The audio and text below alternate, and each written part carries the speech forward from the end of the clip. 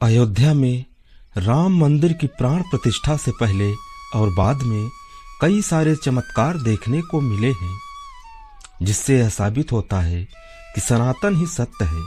उस समय कई जगहों पर गिद्धों का दिखना, कई जगह पर भालू का प्रकट होना, प्रभु श्री राम की मूर्ति के साथ एक बानर का चलना और साथ ही साथ मंदिर के गर्भगृह में बानर की मौजूदगी, कई ऐसे बड़े चमत्कार राम मंदिर में देखे गए जो साक्षात प्रमाण देते हैं कि सच में कोई तो वैसी शक्ति है जो इस संसार को चला रही है। लेकिन दोस्तों, दिल्ली में रहने वाले उमेश और सीमा नाम के दो पति पत्नी के साथ 24 जनवरी के दिन अयोध्या में जो हुआ, उसे जानकर आपके भी रोंगटे खड़े हो जाएंगे और आपको इस बात का एहसास होगा कि सच में यह प्रभु श्री राम का ही चमत्कार है। 22 जनवरी 2024 के दिन राम मंदिर में रामलला की प्राण प्रतिष्ठा हुई। इस दिन देश विदेश के कई बड़ी हस्तियां वहां पर मौजूद थी और जब सभी ने रामलला की उस मूर्ति को देखा तो उनकी प्यारी सी मुस्कान सभी के दिलों पर छा गई। जिस मूर्तिकार ने मूर्ति को बनाया, उनका कहना था कि प्राण प्रतिष्ठा के बाद मूर्ति के भाव बदल गए, मुस्कान बदल गई, मानो मूर्ति के अंदर प्राण आ गए हों। इसी हिंदू धर्म में प्राण प्रतिष्ठा का महत्व होता है। इससे एक बात तो साबित होती है कि अयोध्या में साक्षात रामलला विराजमान हो गए। 23 जनवरी 2024 से आम श्रद्धालुओं के लिए प्रभु श्री राम के द्वार खोल दिए गए और श्रद्धालुओं की लाखों की तादाद मंदिर में दर्शन करने के लिए पहुंच गई और तकरीबन 5 लाख लोगों ने 23 जनवरी को रामलला के दर्शन किए। उमेश और सीमा राम मंदिर जाना चाहते थे क्योंकि उनके पिता भी एक बहुत बड़े राम भक्त थे और अयोध्या में राम मंदिर निर्माण के लिए उन्होंने कार सेवा में अपनी भूमिका निभाई थी। उनके पिता अपनी आंखों से राम मंदिर का निर्माण नहीं देख पाए, लेकिन अपने पिता की एक तस्वीर साथ में लेकर वह पति पत्नी और 12 साल की बच्ची के साथ दिल्ली से अयोध्या रवाना हो गए। उनका मानना था इस फोटो के माध्यम से वह प्रभु श्री राम के दर्शन अपने पिता को कराएंगे। लेकिन उमेश को इस बात का अंदाजा नहीं था कि 24 जनवरी के दिन और ज्यादा भीड़ राम मंदिर में आने वाली थी। जब वे अयोध्या पहुंचे तो वाकई में अयोध्या का नजारा देखने लायक था। रेलवे स्टेशन पहुंचकर उन्हें महसूस हो रहा था मानो वे साक्षात देवनगरी में आ गए हों, क्योंकि त्रेता युग में अयोध्या को देवताओं का नगर कहा जाता था। ऐसा कहते हैं जब भगवान विष्णु ने प्रभु श्री राम के रूप में अवतार लिया और अयोध्या में जन्मे तो कई देवी देवता उनकी प्रजा बनकर अयोध्या में जन्म लिया। उनकी लीला को अपनी आंखों से देखा।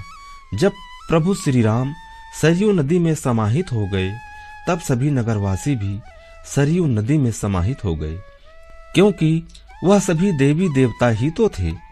जब उमेश और सीमा ने अयोध्या नगर की भव्यता को देखा तो उनके भी होश उड़ गए, क्योंकि यह कोई सामान्य बात नहीं थी। इससे पता चलता है कि भारत में मंदिरों का कितना महत्व है। अगर किसी स्थान पर एक भव्य मंदिर का निर्माण होता है तो वह शहर की प्रगति को अपने साथ लेकर आता है, कई लोगों को रोजगार दिलाता है और साथ ही साथ उस शहर की प्रगति का माध्यम बनता है। ऐसे ही अयोध्या में जिस प्रकार से राम मंदिर का निर्माण हुआ था, वैसे ही वहां पर प्रगति साफ तौर पर दिखाई दे रही थी। लेकिन जब उमेश और सीमा अपनी 12 साल की बच्ची के साथ राम मंदिर पहुंचे तब वहां पर बहुत ज्यादा भीड़ मौजूद थी। शाम का समय था और इधर उधर भगदड़ मच रही थी। पुलिस प्रशासन जैसे तैसे भीड़ को काबू करने में लगा था, लेकिन भक्त प्रभु श्री राम के इतने दीवाने थे कि वह तो बस किसी भी तरह बस एक झलक रामलला के दर्शन करना चाहते थे। इस बीच उमेश जी भी अपनी पत्नी और बच्चे के साथ लाइन में लग गए। तकरीबन 4 से 5 घंटे उन्हें लाइन में लगना पड़ा, लेकिन उन्होंने अपना अनुभव बताते हुए कहा कि इतनी भीड़ होने के बावजूद भी सभी भक्त एक दूसरे के साथ समन्वय बनाए हुए थे। सभी के मन में राम बसे थे, इसलिए सभी के अंदर राम सी मर्यादा आ गई थी। सभी भक्त बहुत शांतिपूर्ण तरीके से लाइन में लगे हुए थे और 4 से 5 घंटे के बाद रामलला के दर्शन करने का सौभाग्य प्राप्त हुआ। उस समय रात्रि की शुरुआत हो चुकी थी।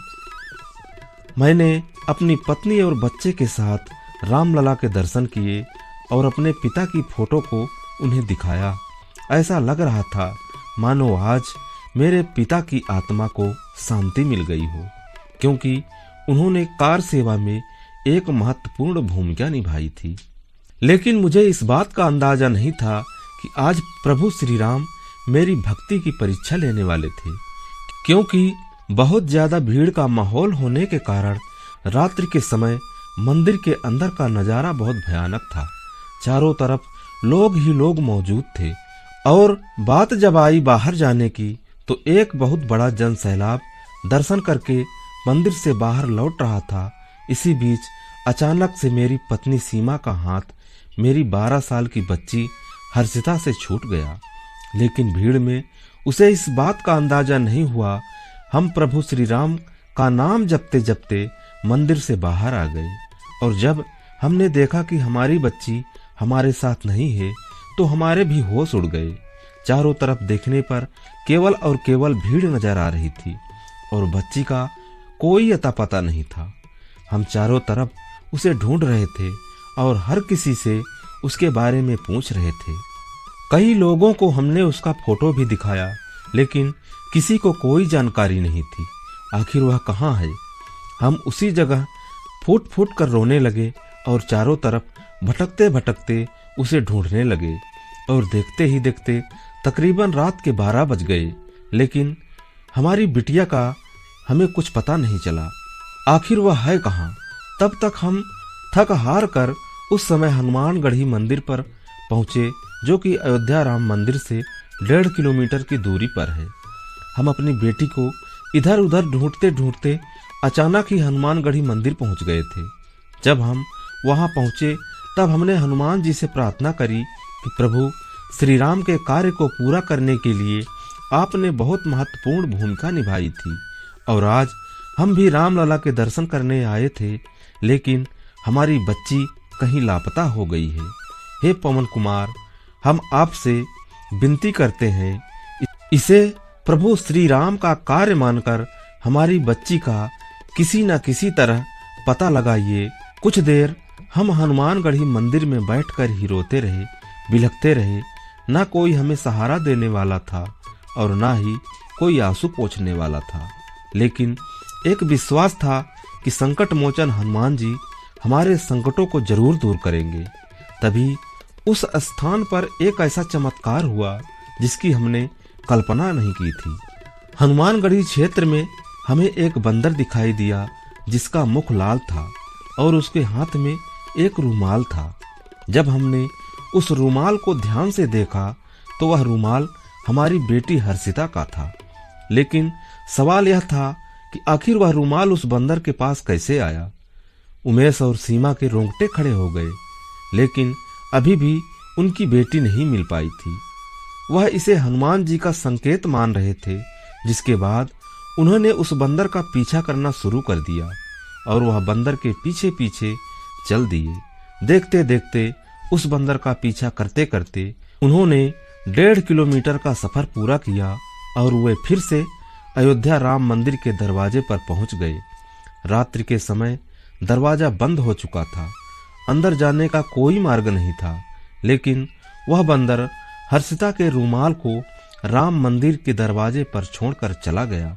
ऐसा लग रहा था मानो उनकी बच्ची मंदिर के अंदर मौजूद हो। अब उमेश और सीमा के सामने अब इंतजार करने के अलावा दूसरा और कोई रास्ता नहीं था। सुबह तक उन्होंने इंतजार किया। उन्हें प्रभु श्री राम जी से उम्मीदें थी। संकट मोचन हनुमान जी महाराज पर भरोसा था और जब प्रातःकाल प्रभु श्री राम लल्ला के दरवाजे खोले गए तब तक वहां पर बहुत ज्यादा भीड़ मौजूद थी। ऐसा लग रहा था इतनी भीड़ में आखिर वह अपनी बच्ची को कैसे ढूंढ लेंगे। तब जैसे ही राम मंदिर का दरवाजा खुला तो उमेश और सीमा के रोंगटे खड़े हो गए, क्योंकि अंदर मंदिर के पुजारी अपने हाथ में उस बच्ची को लिए खड़े हुए थे।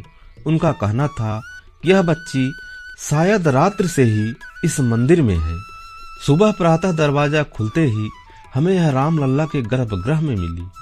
ऐसा लग रहा था साक्षात रामलला इसके साथ खेल रहे हों, और साथ ही एक बंदर भी वहां पर मौजूद था जो हमें इससे मिलकर कहीं अंतर ध्यान हो गया।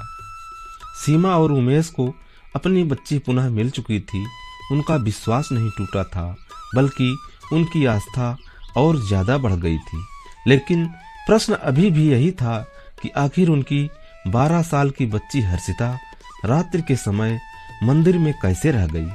क्या वह मंदिर के अंदर ही छूट गई थी, या फिर बाहर बहुत ज्यादा असुरक्षा होने की वजह से यह हनुमान जी का चमत्कार था कि उन्होंने किसी तरह से उस बच्ची को रामलला के गर्भगृह में छोड़ दिया। जो भी हो, लेकिन यह भी बहुत बड़ा चमत्कार था कि एक माँ बाप को अपनी गुम हुई बच्ची प्रभु श्री राम जी की कृपा से पुनः प्राप्त हो गई। इसके बाद वे पुनः दिल्ली के लिए रवाना हो गए और अपने साथ घटी इस घटना के बारे में उन्होंने सभी को बताया। सबका एक ही कहना था कि जिस शहर में प्रभु श्री राम का निवास हो और जिसके रक्षक स्वयं हनुमान हो, ऐसे स्थान पर किसी भी प्रकार के भय की क्या जरूरत है। तो दोस्तों, आज की यह वीडियो आपको पसंद आई हो तो वीडियो को लाइक जरूर करें, कमेंट बॉक्स में सच्चे भक्त जय श्री राम लिखें, और हमेशा ऐसी ही जानकारी देखने के लिए हमारे चैनल को सब्सक्राइब करके बेल आइकन को प्रेस जरूर करें। आप सभी दर्शकों को जय श्री राम।